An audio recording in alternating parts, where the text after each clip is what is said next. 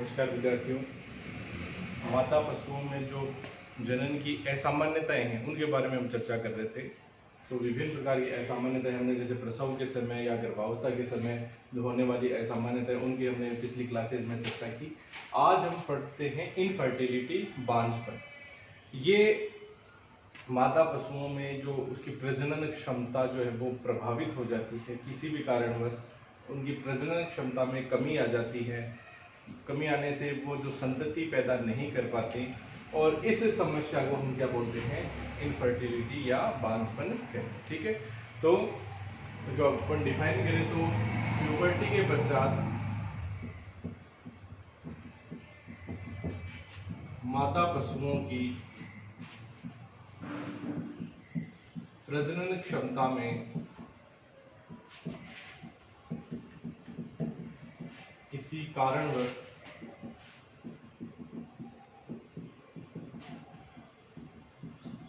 कमी आना क्या कहलाता है, इनफर्टिलिटी कहलाता है।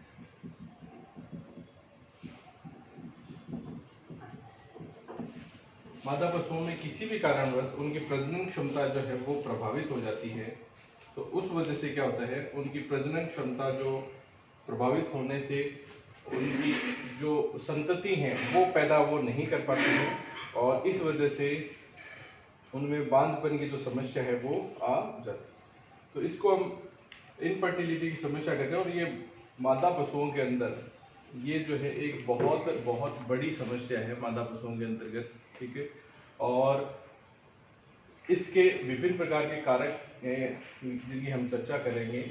लेकिन ये क्या होता है कि इनको हम उन कारकों को हटाकर या कुछ उपचार करके हम इसकी जो प्रजनन क्षमता को हम पुनः स्थापित कर सकते हैं या उसकी प्रजनन क्षमता को हम पुनः संचालित कर सकते हैं।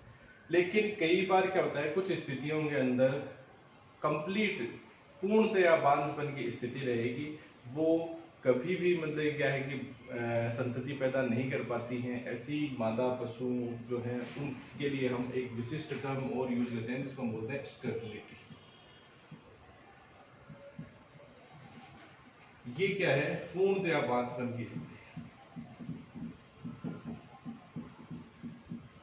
इस स्थिति के अंतर्गत जब पशु चला जाता है, यानी पूर्णतया बांझपन की स्थिति जो है, उसके लिए हम एक अलग टर्म स्टेरिलिटी जो है वो यूज करते हैं। ठीक है, इनफर्टिलिटी का तात्पर्य क्या है कि कुछ समय के लिए मादा पशुओं की जो प्रजनन क्षमता है वो किसी भी कारणवश अगर प्रभावित हो जाती है, उस प्रजनन क्षमता में कमी आ जाती है, पशु जो है संतति पैदा नहीं कर पाता, ऐसी स्थिति को हम क्या कहते हैं, इनफर्टिलिटी।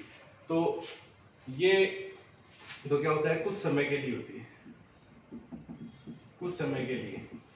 और जबकि यदि यही इनफर्टिलिटी यदि कंप्लीट हो जाएगी, मतलब पूर्णतया हो जाती है, पूर्णतया मतलब कि इसके पश्चात कभी भी पशु जो है वो संतति पैदा नहीं कर पाता, पूर्णतया बांझपन की स्थिति के लिए हम वर्ड यूज करते हैं स्टेरिलिटी। ठीक है, तो ये इनफर्टिलिटी एक बहुत बड़ी समस्या है जिससे पशुओं की प्रजनन क्षमता प्रभावित होती है। और प्रजनन क्षमता प्रभावित होने से क्या होता है, कोई भी जो फार्म है, जैसे कोई डेयरी फार्म है, वो बहुत ही आर्थिक नुकसान की स्थिति में जाता है। आप देखेंगे जैसे डेयरी फार्म्स है उनमें क्या होता है, ये जैसे हम पढ़ेंगे रिपीट ब्रीडिंग की प्रॉब्लम जो है वो बहुत ज़्यादा बड़ी समस्या है इस समय। तो पशु बार बार जो है वो रिपीट होता रहता है, बार बार हीट में आता रहता है, पशु कंसेप्शन गर्भ धारण नहीं कर पाता है और ऐसी स्थिति में उस पशु का दुग्ध उत्पादन फिर क्या होता है भाई, वो कितने टाइम के लिए देगा, साल भर के लिए, 2 साल के लिए, उसके बाद में क्या दुग्ध उत्पादन भी क्या हो जाता है, कम होके और बंद हो जाता है। और ऐसी स्थिति में उस पशु की कलिंग हमारे हर्ड से करनी बहुत आवश्यक होती है, अन्यथा जो फार्म है वो हमेशा आर्थिक नुकसान की स्थिति उसको झेलनी पड़ सकती है। तो यदि हम उसकी कलिंग करते हैं तो उस पशु का जो कंप्लीट जो मूल्य है, जो उसकी कॉस्ट थी, वो क्या हो जाती है, बिल्कुल ही कम हो जाती है या नील हो जाती है। इस वजह से काफ़ी आर्थिक नुकसान जो है वो किसी भी फार्म को झेलना पड़ता है। तो ये एक बहुत बड़ी समस्या है। कोई भी फार्म है उसमें पशुओं की उत्पादन क्षमता जो है वो अच्छी बनी रहे और साथ ही साथ उन पशुओं की प्रजनन क्षमता वो सुचारू बनी रहे, यही एक कोई भी फार्म है उसका सफलता का मुख्य जो मूल मंत्र यही होता है कि उसकी उत्पादन क्षमता और प्रजनन क्षमता दोनों क्षमताएं जो है वो पशुओं की उच्च बनी रहें, सही बनी रहें। लेकिन इनफर्टिलिटी की प्रॉब्लम के वजह से हमेशा क्या होता है कि प्रजनन क्षमता जो है वो प्रभावित हो जाती है, पशु संतति पैदा नहीं कर पाता और इस वजह से क्या होता है उसको कलिंग करनी पड़ती है फार्म से, जिससे काफी आर्थिक नुकसान जो है वो झेलने पड़ते हैं। ठीक है, तो ये एक बड़ा एक इश्यू है, बहुत ही काफी महत्वपूर्ण और बड़ा इश्यू है जो किसी भी फार्म की सफलता के लिए इस जो इनफर्टिलिटी की समस्या है इसको हटाना बहुत आवश्यक है। तो पहले हम समझे कि ये क्यों होती है, किन किन कारकों की वजह से होती है, इनफर्टिलिटी के कारण क्या है, क्या कारक है, इटियोलॉजी क्या है। तो इनफर्टिलिटी के कारकों को हम मुख्यतः दो भागों में डिवाइड करेंगे। एक तो करेंगे हम संक्रामक कारक और दूसरे हैं असंक्रामक कारक, इन्फेक्शियस कॉजेज और नॉन इन्फेक्शियस कॉजेज।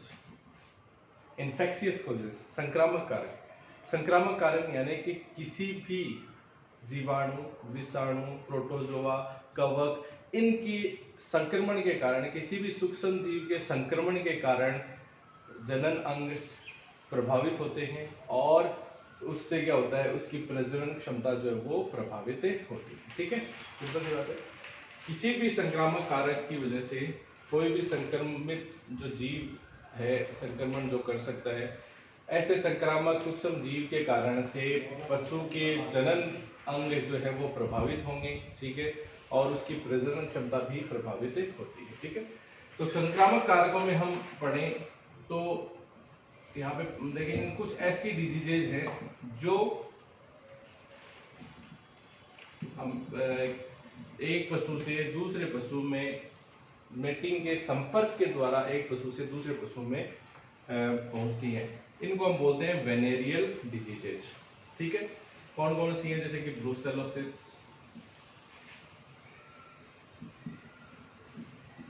इसके अलावा विब्रियोसिस, इसके अलावा कैम्पाइलोबैक्टीरियोसिस,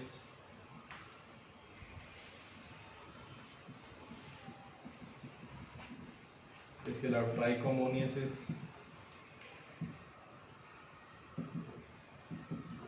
इसके अलावा IVR, IPV।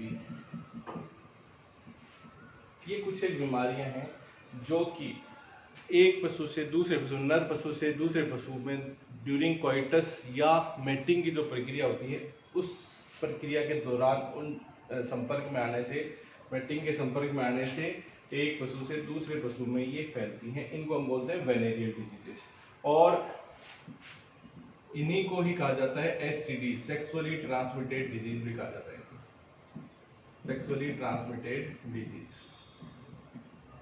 ये बीमारियां जो हैं, जैसे मान लो कोई भी डेयरी फार्म में कोई बुल है तो वो अगर इन बीमारियों से ग्रसित है तो उससे सभी जो मादा प्राणियों जो जो इनसे मेटिंग होनी है उनके अंदर भी ये बीमारी आ जाती है और उनकी प्रजनन क्षमता, जैसे ब्रूसेलोसिस हो गया, विब्रियोसिस हो गया, हमने अभी पढ़ा था पीछे, एबॉर्शन की स्थिति पैदा करवाते हैं ये, यानी कि उनकी प्रजनन क्षमता वो प्रभावित होगी। ठीक है, और पशु जो है वो संतति पैदा नहीं कर पाएगा। ठीक है, यहाँ पे हमने देखा था ये जो है बैक्टीरियल डिजीजेज है, ये प्रोटोजोअल डिजीज है, ये जो है वायरल डिजीज है। तो ये विभिन्न प्रकार के सूक्ष्म जीवों द्वारा होने वाली वेनेरियल डिजीजेज हैं। वेनेरियल डिजीजेज यानी जो नर और मादा जो पशु हैं उनमें मेटिंग के द्वारा एक पशु से दूसरे पशु के अंदर ये फैलती है। इस प्रकार के संक्रामक रोग होते हैं जिनको हम वेनेरियल डिजीजेज कहते हैं।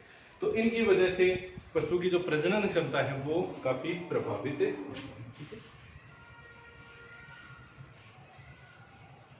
तो ये जो वेनेरियल डिजीजेज हैं इनको हम सेपरेटली अलग से हम डिस्कस करेंगे पूरा कि क्या होती हैं, किन किन कारकों की वजह से होती हैं।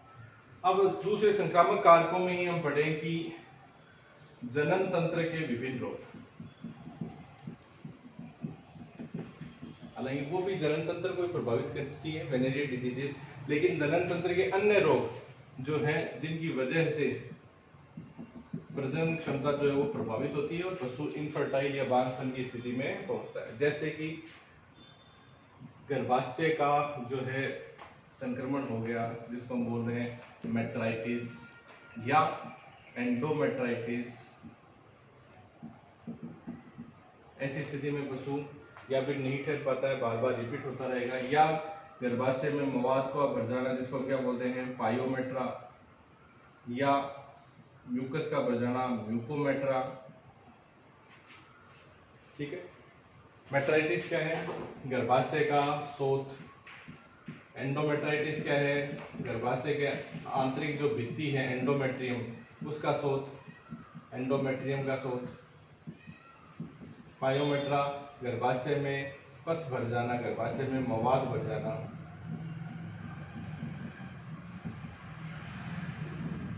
और म्यूकोमेट्रा गर्भाशय से अतिरिक्त मात्रा में म्यूकस स्रावित होना या म्यूकस भर जाना।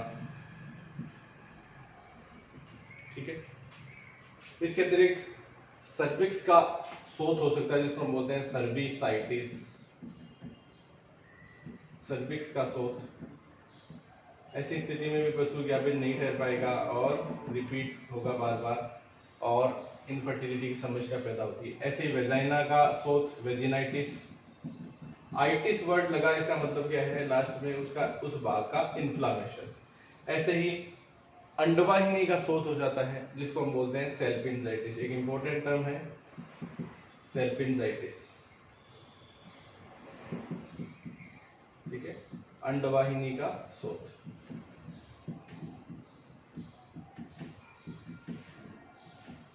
तो ये विभिन्न प्रकार के जो बीमारियां, जो जनन अंगों की बीमारियां हो जाती हैं, जिनकी वजह से पशु की प्रजनन क्षमता जो है वो प्रभावित हो जाती है और पशु जो है वो या तो गाभिन नहीं ठहर पाता या हीट में नहीं आ पाएगा और इनफर्टिलिटी की स्थिति में रहता है। ठीक है। तो इनको भी हम सेपरेटली अलग अलग इनको डिस्कस करेंगे कि मेट्राइटिस क्या होती है, एंडोमेट्राइटिस क्या उसका उपचार होता है, क्या उनकी पैथोफिजियोलॉजी होती है, पायोमेट्रा क्या होता है। ठीक है। इनको हम बिल्कुल सेपरेटली इनको डिस्कस करेंगे। ठीक है।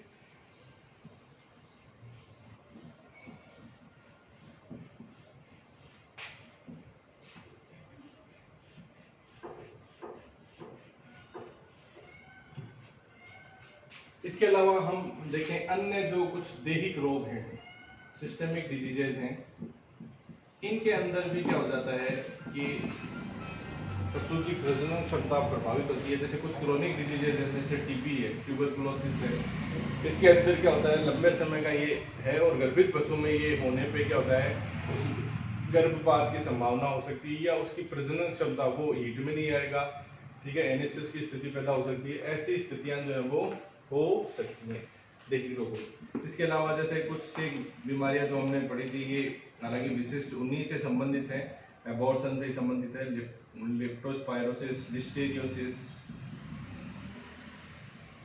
इसके अलावा और जो भी कई जो बीमारियां, जैसे हमने पढ़ा एफएमडी के अंदर भी एबॉर्शन की स्थिति हो जाती है, तो वो भी प्रभावित कर सकती है। तो ये कुछ विशिष्ट अन्य जो दैहिक रोग हैं, जिनके अंदर भी जो है आपके जो पशु है उसकी प्रजनन क्षमता जो है वो प्रभावित हो सकती है।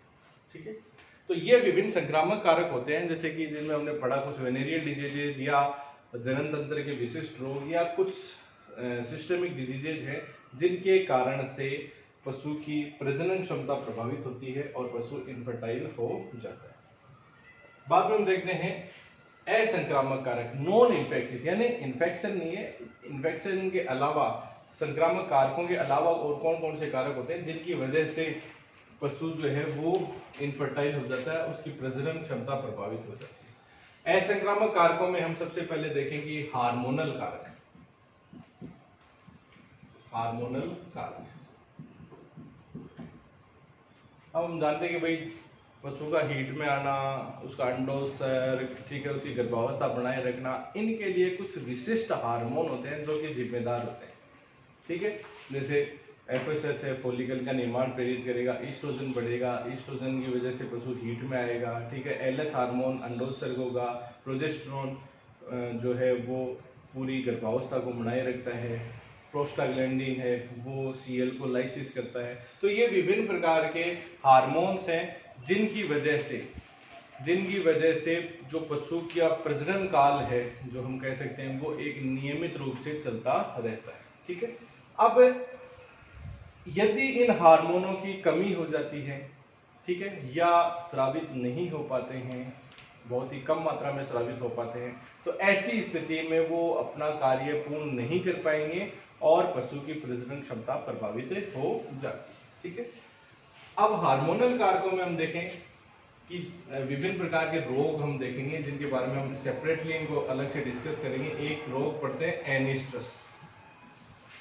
इसमें क्या होता है, पशु हीट में नहीं आ पाएगा, इसके अलग अलग जैसे एफएसएच सिक्रीट नहीं हो रहा है, या ईस्ट्रोजन है उसकी कम मात्रा सिक्रीट हो रही है, तो ये जो विभिन्न प्रकार के जो हार्मोन्स हैं उनकी कमी की वजह से ये कारण हो सकता है, एनिस्ट्रस। इसके अलावा हम एक पढ़ेंगे सिस्टिक ओवेरियन डिजीज।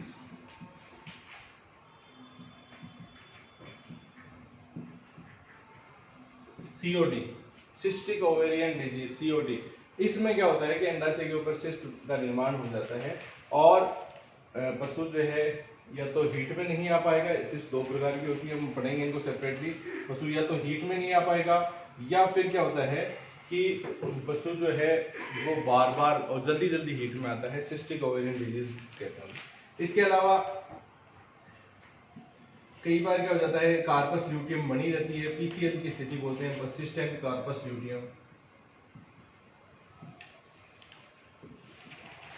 पीसीएल बनी रहेगी। ठीक है, पशु एनिस्ट्रस की स्थिति में रहेगा। इसके अलावा हम देखें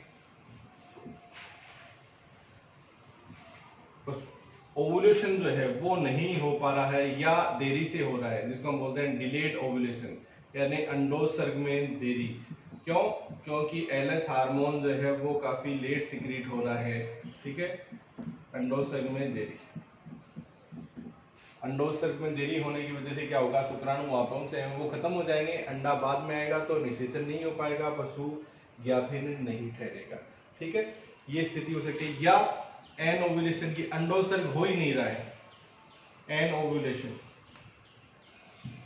अंडोत्सर्ग नहीं होना, एन ओव्यूलेशन। ठीक है, तो ये विभिन्न प्रकार की स्थितियां हम पढ़ेंगे अभी आगे।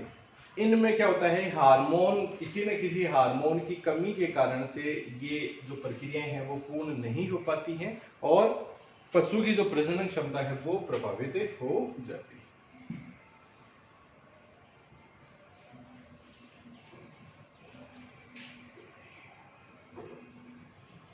इसके बाद हम आगे जो असंक्रामक कारक हैं दूसरे, उनके बारे में पढ़ें। तो इसमें जैसे कि पोषण कारक,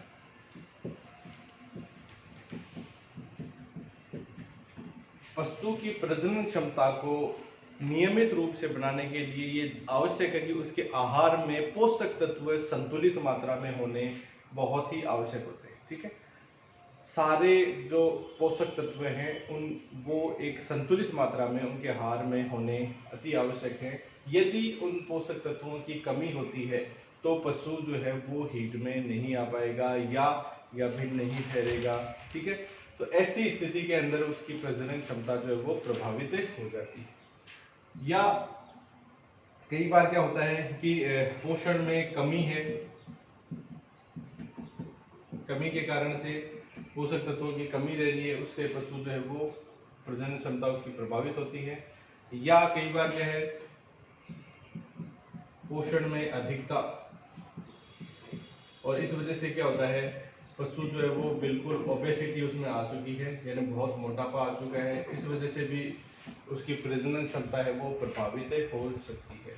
इसके अतिरिक्त हम देखें कि कुछ विटामिन व खनिज लवणों की कमी, कुछ विटामिन ऐसे होते हैं जैसे विटामिन ए और विटामिन ई, अगर इनकी कमी है तो पशु की प्रजनन क्षमता जो है वो प्रभावित होती है। तो यदि विटामिन और खनिज लवणों की भी कमी रहती है तो ऐसी स्थिति में भी पशु की प्रजनन क्षमता जो है वो प्रभावित हो जाती है। ठीक है, तो ये कुछ पोषण कारक हैं जिनमें किसी पोषक तत्वों की कमी की वजह से या विटामिन और खनिज लवण है उनकी कमी के कारण से पशु की जो प्रजनन क्षमता है वो प्रभावित हो जाती है और पशु इनफर्टाइल रहता है।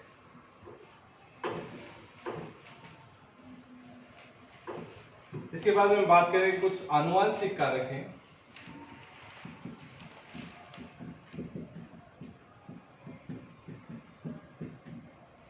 जिनकी वजह से भी पशु की प्रजनन क्षमता प्रभावित होती है और पशु इनफर्टिलिटी की स्थिति में बैठता है। ठीक है, इसमें हम देखें जैसे कई बार आप देखेंगे कि जो ओवेरी है वो ओवेरी उनका पूर्णतः विकास नहीं हो पाता है और इस वजह से पशु हीट में नहीं आ पाएगा। हीफर्स वगैरह में देखेंगे, इसको बोलते हैं हाइपोप्लेजिया।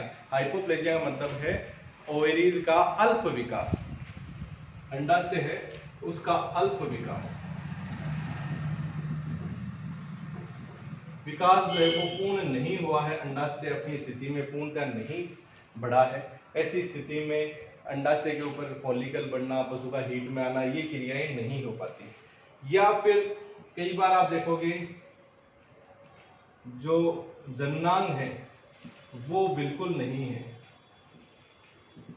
कई बार क्या है, ऐसा कंजेनिटल डिफेक्ट्स पैदा हो जाते हैं जिसकी वजह से जननांग जो है वो बने ही नहीं है पशु के, उसको हम बोलते हैं गोनेडलेस कंडीशन, यानी गोनेड्स जनक जो है वो है ही नहीं, यानी अंडाशय नहीं है या कई बार क्या होगा अंडवाहिनी नहीं है। ऐसी स्थितियां जो है वो गोनेडलेस जो कंडीशन होती है उस स्थिति में भी पशु जो है वो हीट में नहीं आएगा और प्रजनन क्षमता उसकी जो है वो प्रभावित होती है। ठीक है, इसके अतिरिक्त हम देखें कई बार जो कंजेनिटल डिफेक्ट्स हो जाते हैं, कंजेनिटल डिफेक्ट्स, कंजेनिटल डिफेक्ट्स का तात्पर्य क्या है कि जन्म के समय कुछ विकृतियां रहती हैं जननांगों में, जैसे कि अंडवाहिनी है, अंडवाहिनी का अवरुद्ध रहना, अंडवाहिनी जो है वो किसी कारणवश ब्लॉक्ड है, उस वजह से क्या होगा अंडाशय और अंडाशय से जो अंडाणु निकलता है और बाहर से हम जो शुक्राणु एआई के द्वारा या मेटिंग के द्वारा जा रहे हैं वो आपस में निषेचित नहीं हो पाते। ठीक है, अंडवाहिनी अवरुद्ध रहती है। या फिर अंडाशय के अंदर गर्भाशय के अंदर एक ही जो है यूट्रस है, यूट्रस के अंदर एक ही हॉर्न है, यूट्राइन यूनिकॉर्निस, यानी गर्भाशय के अंदर यूट्रस के अंदर सिर्फ एक हॉर्न है, सामान्य दो हॉर्न होते हैं लेकिन एक ही हॉर्न है। ऐसी स्थिति में भी उसकी जो है प्रजनन क्षमता है वो प्रभावित होती है। इसके अलावा हम देखें जो गर्भाशय के अंदर है वो दो गर्भाशय हैं, यानी कि चार हॉर्न है, यूट्राइन डाइडेल्फिस,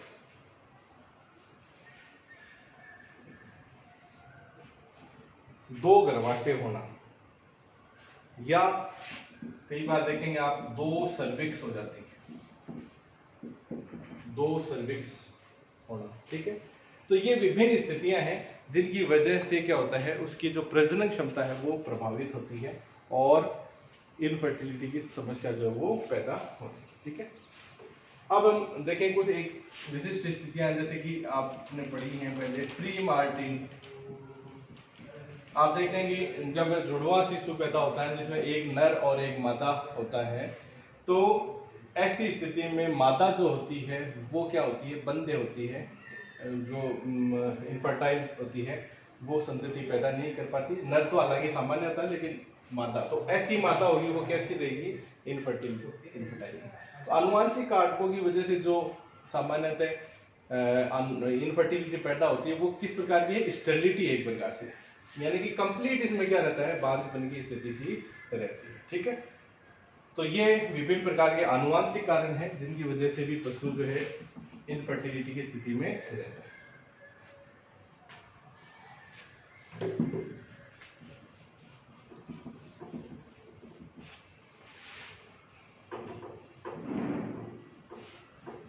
इसके अतिरिक्त हम अगले असंक्रामक कारकों की बात करें, वो है प्रबंधन कारक। प्रबंधन कारक में हम देखें जैसे कि हीट डिटेक्ट कई बार नहीं कर पाता है, पशु हीट में तो आ रहा है लेकिन पशुपालक जो है वो हीट डिटेक्ट नहीं कर पाते हैं। ऐसी स्थिति के अंदर पशु बार बार रिपीट होगा, पशु की इनफर्टिलिटी की समस्या रहती है। या फिर जो डेयरी फार्म है या कोई भी फार्म है उनमें अनहाइजीनिक कंडीशन,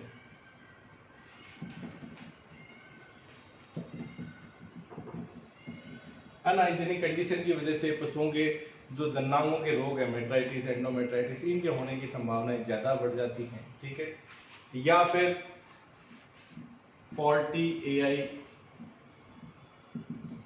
आर्टिफिशियल इंसेमिनेशन कर रहे हो, वो गलत तरीके से कर रहे हैं, आप प्रॉपर थाविंग नहीं कर रहे हैं, या ऐसा सीमन जो है वो यूज़ किया जा रहा है जो खराब हो चुका है। तो ऐसी स्थिति के अंदर भी क्या होता है कि पशु जो है वो बार बार ठहरता नहीं है और इनफर्टिलिटी की स्थिति रहती है। या पशु को बहुत ही एक ही जगह ज़्यादा बांधे रखना, ठीक है, उसको बिल्कुल भी हिलने नहीं डुलने नहीं देना, क्लोज कन्फाइनमेंट में रहने की वजह से भी पशु जो है वो इनफर्टिलिटी की समस्या में जा सकता है। ठीक है। तो ये विभिन्न कारक हैं जिनकी वजह से इनफर्टिलिटी की समस्या पैदा होती है। अब हम आगे क्लासरूम में एक एक कारक के बारे में डिटेल थोड़ी चर्चा करेंगे और उनका क्या उपचार हो सकता है, इस इनफर्टिलिटी की समस्या को कैसे दूर कर सकते हैं, उसके बारे में हम देखेंगे। ठीक है, धन्यवाद।